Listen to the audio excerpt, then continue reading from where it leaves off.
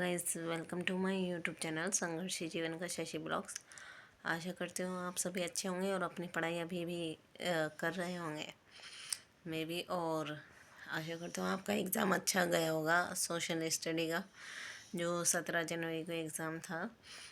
Paper level बहुत अच्छा था, यानी कि ना इजी था, यानी कि मॉडरेट था थोड़ा।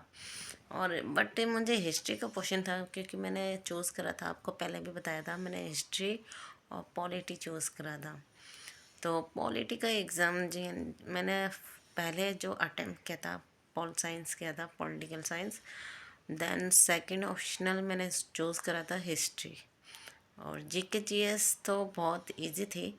जीके जीएस नो डाउट कि मैं सोची थी कि टफ आएगी GK GS, but GK GS अच्छी थी। उसमें भी मेरे क्वेश्चंस थोड़े गलत हो गए, क्योंकि मेरे को डाउट हो रहा था। कुछ क्वेश्चन 5 क्वेश्चन ऐसे थे कि मुझे डाउट हो रहा था, दो यानी कि 2 ऑप्शनों में डाउट हो रहा था। 4 ऑप्शन होता है, बट उन 2 में से मुझे डाउट हो रहा था कि कौन सा होगा। जैसे मीथेन और कार्बन मोनोऑक्साइड था, जैसे जानवरों में जो गैस रिलीज होती है, तो उसमें मैं कंफ्यूज हो रही थी, क्योंकि मैंने पढ़ा तो था।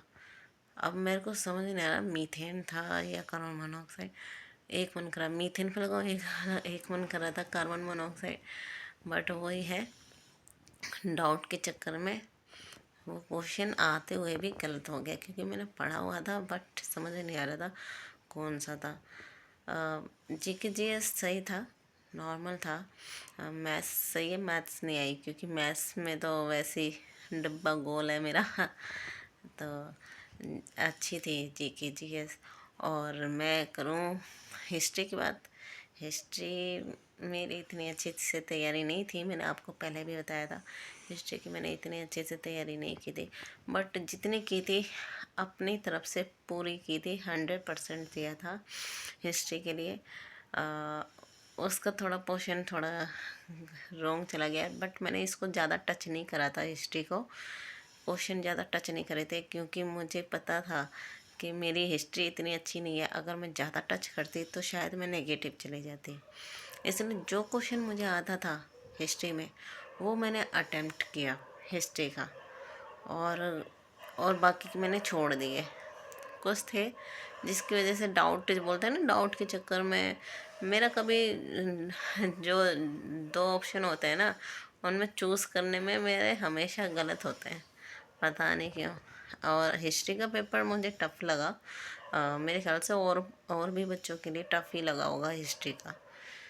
हिस्ट्री का बहुत ही टफ ही था, पता नहीं कहाँ से क्वेश्चन पूछे थे। अब ये तो मुझे पता नहीं है, इतना मैंने करा नहीं है। बट लेवल सही था हिस्ट्री का, कंपटीशन के अकॉर्डिंग सही था। अ, तो वो पोर्शन मेरा थोड़ा रॉन्ग हो गया हिस्ट्री का। बट आई अब पॉलिटिकल साइंस की बारी। तो उसमें से 60 में से मैंने उसमें से 56 क्वेश्चन करे थे। 56 क्वेश्चन करे थे, उसमें से मेरे गलत हुए होंगे। मैंने पॉलिटिकल साइंस का देखा था, बट इतना अपने आप में 100% हूँ कि पॉलिटिकल साइंस का मेरा अच्छा गया है पेपर। 56 क्वेश्चन किए, तो मेरे उसमें से आई थिंक 49 या 50 सही होंगे, कट पिट के नंबर्स लेस करके। तो वही है, 49 या 50 या 48 होंगे, क्योंकि कुछ क्वेश्चन गलत होते ही हैं।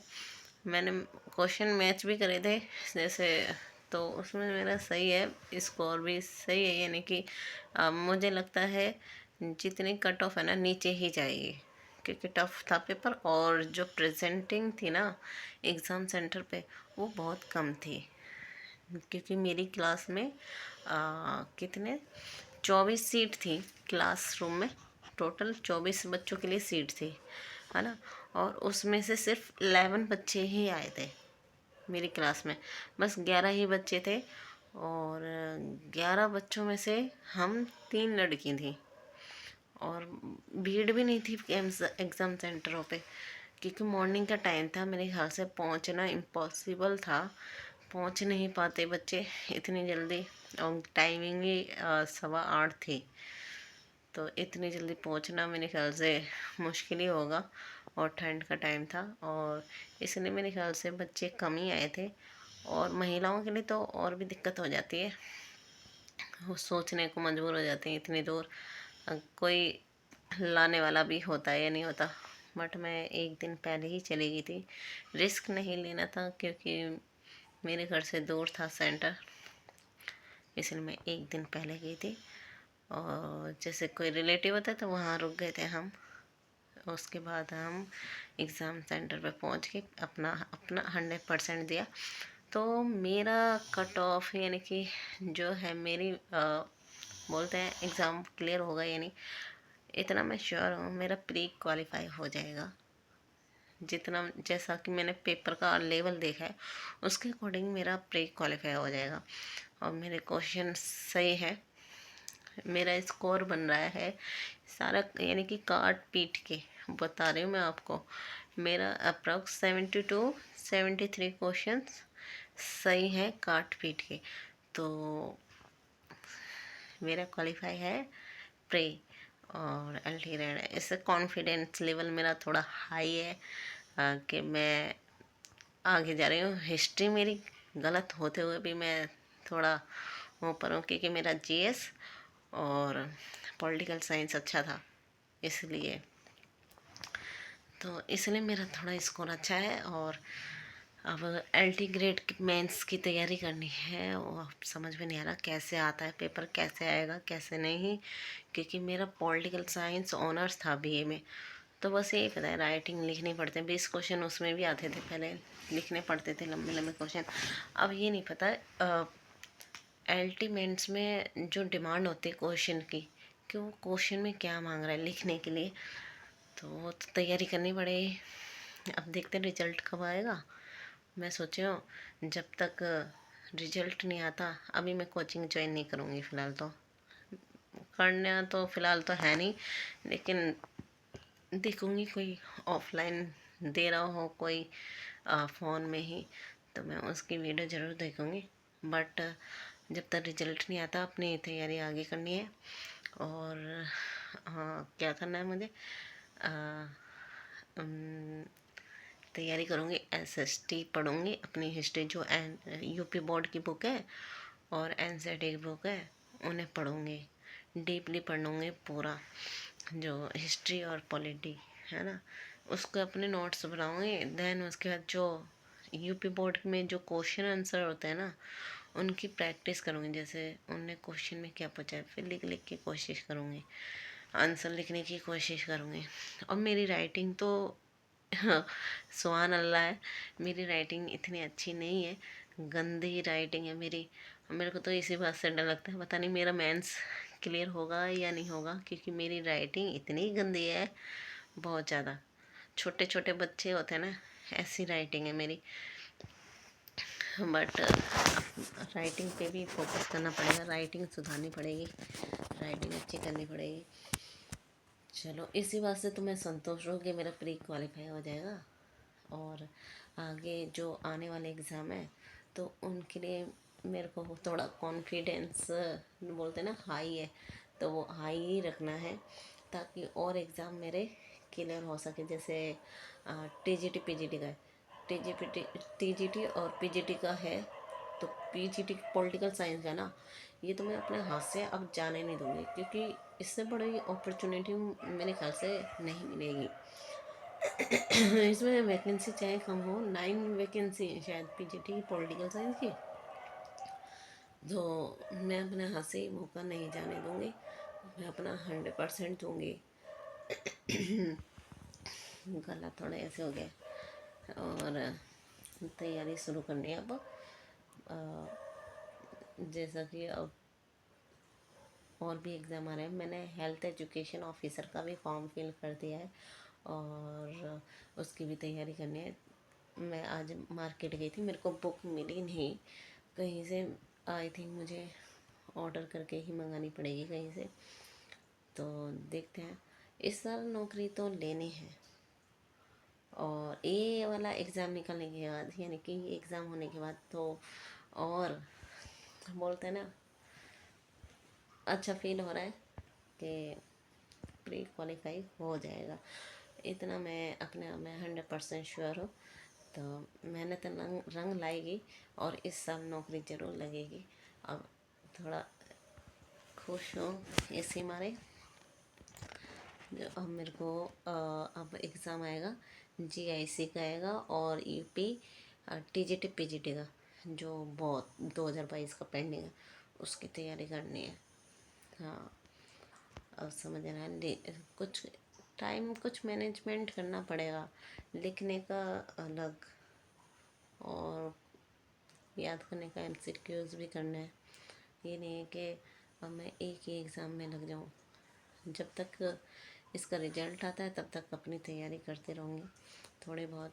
ये नहीं है कि मैं भूल जाऊँ, और लिखने की कोशिश करूँगी। अपनी राइटिंग, जो मेरी राइटिंग गंदी है, उसे इम्प्रूवमेंट लेके आऊँगी बहुत। तो I am so happy, exam अच्छा गया है। और इसी बहाने हम घूम के भी आए उधर आगरा, ताजमहल देख के आए थे, अपने हस्बैंड के साथ गई थी मैं। तो उधर अच्छा फील हुआ, अच्छा लगा। यही है।